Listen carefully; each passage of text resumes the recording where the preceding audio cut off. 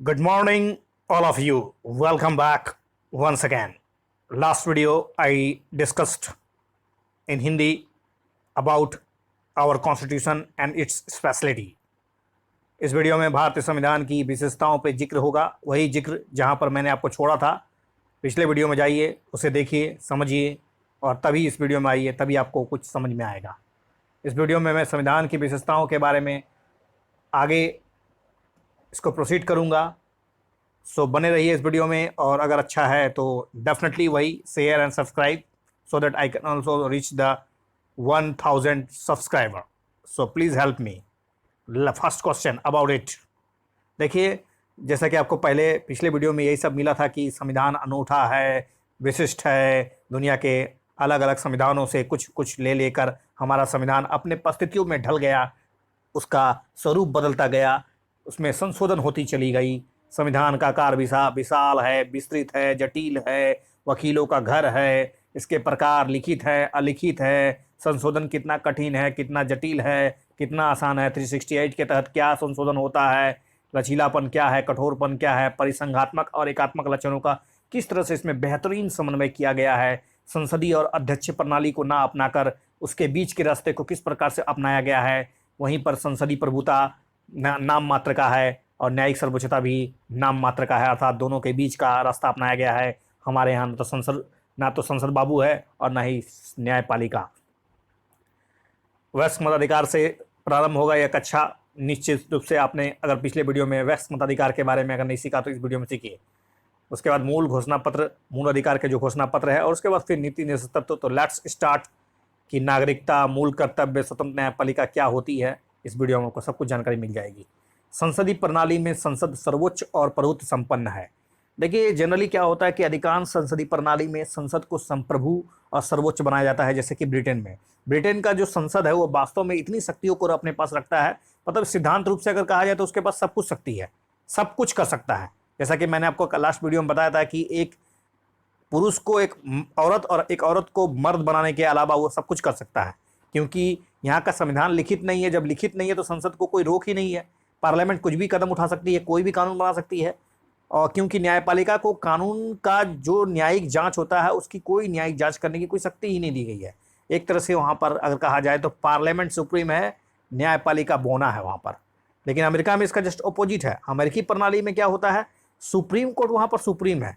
Court चाहे तो कुछ भी कर सकता है, उसमें संविधान के चुनने की अधिकार है। संविधान में कौन लोग होंगे, कैसे लोग होंगे, कितने लोग होंगे, इसको चुनने का अधिकार अमेरिका के संविधान को दिया गया है। अमेरिका के मतलब न्यायिक जांच करने की शक्ति पूरा तरह से बहुत ही मजबूत है।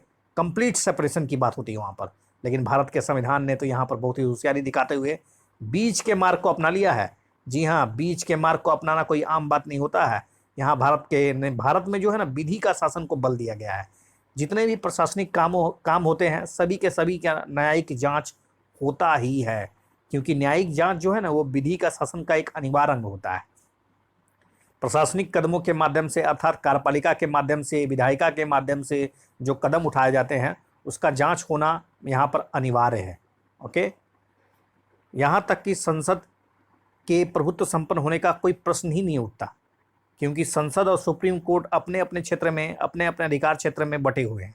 जहाँ पर सुप्रीम कोर्ट संसद के द्वारा पारित किसी भी कानून को संविधान का उल्लंघन बता दिए, संविधान के अतिक्रमण बता दे, संसद के अधिकार क्षेत्र को बाहर बताकर उसे अवैध और अमान्य घोषित कर सकता है। वहीं पर संसद कुछ प्रतिबंधों के रहते हुए संविधान के अधिकांश भाग में संशोधन तो आसानी से कर सकता है। आप जानते ही हैं हमारे एकात्मक शासन प्रणाली व्यवस्था के गुण। वयस्क मताधिकार, जैसा कि डॉक्टर अंबेडकर कहते हैं कि संविधान सभा में उन्होंने कहा था कि संसदीय प्रणाली में हमारा अभिप्राय एक व्यक्ति एक वोट से है।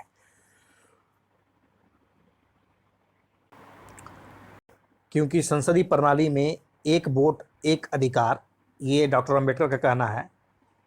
और ये आप अगर ध्यान से सुनेंगे तो जेम्स मिल्स के सिद्धांतों से भी काफ़ी मिलता जुलता है। बाकी जेम्स मिल के बारे में आपको जानना नहीं है यहाँ पर। मूल अधिकारों का घोषणा पत्र, अगर आप मूल अधिकार के बारे में जानेंगे तो हमारा संविधान में स्वाधीनता संग्राम के मतलब शुरू से ही नेताओं ने सबसे बड़ी बुनियादी मांग अगर देखा जाए तो आपको नेहरू रिपोर्ट देखिए, कराची अधिवेशन में जो एक संविधान के लिए जो उसमें बातें रखी गई वो देखिए, 1935 के एक्ट में देखिए, फिर भारत शासन अधिनियम में देखिए। लेकिन लगभग लगभग सभी के सभी शुरुआत से ही हम लोग मूल अधिकारों पर जोर देते थे। वास्तव में मूल अधिकार क्या है? ये सबसे बड़ी बुनियादी मांगे हैं, जो लोगों की स्वतंत्रता, उसकी समानता आदि के कुछ मूलभूत जो मानव अधिकार होते हैं, जो हमेशा उसके साथ बने रहे, ताकि देश में तानाशाही ना आ जाए, देश में लोकतंत्र जिंदा रहे। अल्पसंख्यकों की समस्याओं को संविधान में मूल पाठ में जगह देना, उसे वाद योग बनाना, ताकि उसके अधिकारों का मतलब उसके कह सकते हैं कि मूल अल्पसंख्यकों को ये फीलिंग ना हो, यह एहसास ना हो कि वो बहुसंख्यकों के मतलब अधिकारों के नीचे दबे हुए हैं। इसलिए संविधान में मूल अधिकारों को भाग 3 में जगह दिया गया, क्योंकि ये राज्य के विरुद्ध व्यक्ति को ऐसे अधिकार है जिनका राज्य अतिक्रमण नहीं कर सकता है। नीति निर्देशक तत्व की बात करें तो नीति निर्देशक तत्व जो है वो आयरलैंड के संविधान से प्रेरित होकर हमारे संविधान में जोड़ा गया, ताकि अधिकांश सामाजिक आर्थिक अधिकार की प्राप्ति हो सके। हालांकि आप जानते हैं कि इसे न्यायालय में लागू करवाने के लिए कोर्ट नहीं जाया जा सकता, फिर भी इस तत्व का अपना देश के शासन के लिए मार्गदर्शन की मतलब एक तरह से बेहतरीन सीढ़ी है, जिसके माध्यम से संविधान निर्माताओं के द्वारा जो सोची गई थी, जो मतलब जो कल्पना की गई थी कि राज्यों के समक्ष रखे गए जो आदर्श है, उसको सही रूप से सभी अंगों के द्वारा उनकी प्राप्ति करने का चेष्टा किया जाएगा, उस पर बल दिया जाएगा। नागरिकता के संबंध में अगर देखा जाए तो नागरिकता संविधान निर्माताओं ने एकल भारतीय बंधुत्व और अखंड राष्ट्र का निर्माण करने के लक्ष्य को ध्यान में रखते हुए ये हमेशा सोचा कि हमारा यहाँ संघात्मक व्यवस्था जरूर है, संघीय प्रणाली को जरूर अपनाया गया है, लेकिन इसके बावजूद भी हम लोगों ने एकल नागरिकता का ख्याल रखा। जबकि आप अमेरिका जाइए तो अमेरिका के नागरिक भी हैं और अमेरिका के राज्य के भी नागरिक हैं, अर्थात वहाँ पर ड्वेल सिटीजनशिप मिलता है। हमारे यहाँ केवल आप भारत के नागरिक हैं और दूसरे राज्यों के आप निवासी हैं। उसी तरह मूल कर्तव्य की बात करें तो जैसा कि आप जानते हैं कि मूल कर्तव्य मूल संविधान में नहीं था, बल्कि इसको 42वां संविधान संशोधन 1976 में जोड़ा गया स्वर्ण सिंह कमेटी की रिपोर्ट के आधार पर। शुरुआत में इसमें 10 मौलिक अधिकार थे, लेकिन बाद में आपको 86 संविधान संशोधन 2002 के माध्यम से अटल बिहारी जी के शासनकाल में इसमें एक नया मौलिक अधिकार जोड़ा गया, जिसमें आपको बताना है कि ये क्या था। उसी तरह स्वतंत्र न्यायपालिका की बात करें तो स्वतंत्र न्यायपालिका भारत के संविधान का एक तरह से स्वतंत्र न्यायपालिका का व्यवस्था करना, न्यायिक जांच की शक्ति प्रदान करना, हाई कोर्ट हो सुप्रीम कोर्ट को रीट जारी करने की शक्ति करना। और साथ साथ आप ध्यान रखें कि हमारे यहाँ न्यायिक जो प्रणाली है वो वास्तव में इंटीग्रेटेड न्यायपालिका, एकीकृत न्यायपालिका का बात किया गया है। मतलब यहाँ पर सबसे ऊपर जो होगा वो सुप्रीम कोर्ट होगा, उसके नीचे हाई कोर्ट होगा। लेकिन ध्यान रहेगा, हाई कोर्ट सुप्रीम कोर्ट के सबऑर्डिनेट नहीं है, अर्थात उसके अधीन नहीं है। दोनों के अपने अपने अधिकार क्षेत्र है, दोनों के अपने अपने सीमाएं हैं, दोनों का संविधान में जिक्र किया गया है। इसका मतलब ये बिल्कुल नहीं समझिए कि सुप्रीम कोर्ट के जो न्यायपालिका के जो मतलब सदस्य है वो एक तरह से सुप्रीम नहीं है, वो अपने कार्य क्षेत्र में सुप्रीम है। लेकिन अमेरिका में है नहीं है, अमेरिका में अलग अलग संघ के लिए अलग है, राज्य के लिए अलग अलग न्यायपालिका की व्यवस्था की गई है। हमारे यहाँ ऐसा नहीं किया गया है। तो एक बात तो समझ में आ गया कि काफ़ी डिटेल से एक्सप्लेनेशन किया गया कि संविधान की विशेषता क्या थी। तो फाइनली मैं इसका निष्कर्ष आपको बता देता हूँ कि कह सकते हैं कि भारत का संविधान एक व्यापक दस्तावेज है, जटिल दस्तावेज है। अनेक देशों से कुछ कुछ बातें को उठाकर इसमें शामिल किया गया है। तो कह सकते हैं कि हमारा संविधान, हमारा देश जो है एक विशिष्ट देश है, विविधताओं का भरा देश है। इसलिए इसको किसी एक सांचे में ढालना, एक मॉडल में फिट करना कोई मतलब एक उचित नहीं लगता है।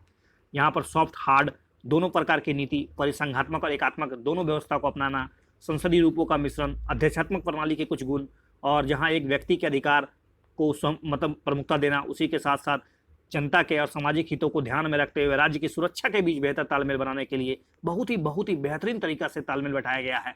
जहाँ पर संसदीय प्रभुत्व और न्यायिक जो सर्वोच्चता है उसके बीच तालमेल बनाने के लिए एक बेहतरीन मार्ग खोजा गया है। कई देशों, सेकेंड वर्ल्ड वार के बाद देखिएगा कि अनेक देशों के संविधान बने, लुप्त हुए, लुढ़क गए, गायब हो गए। हमारा संविधान अनेक संकटों का सफलतापूर्वक सामना करता जा रहा है, जीवित है। आज भी इसमें अनेक संशोधन हो रहे हैं, लेकिन संविधान देश के नागरिकों को हमेशा एक गारंटीकृत, एक तरह से गाइड, एक तरह से पथ प्रदर्शक, एक तरह से हिम्मत देता है कि संविधान सर्वोच्च है।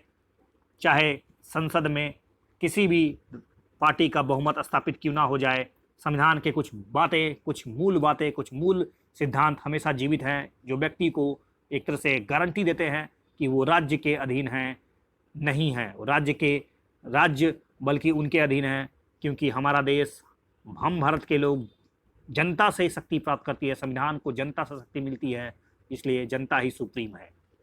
देखिए, इस वीडियो में बहुत कुछ बताया गया। अगर आपको ये वीडियो अच्छा लगता है तो शेयर एंड सब्सक्राइब करना बिल्कुल ना भूले। इसी तरह का वीडियो जारी रहेगा अगर ये मॉडल आपको अच्छा लगता है, वरना मैं अपना चेहरा दिखाकर आपको इस तरह का एक्सप्लेनेशन करूँगा।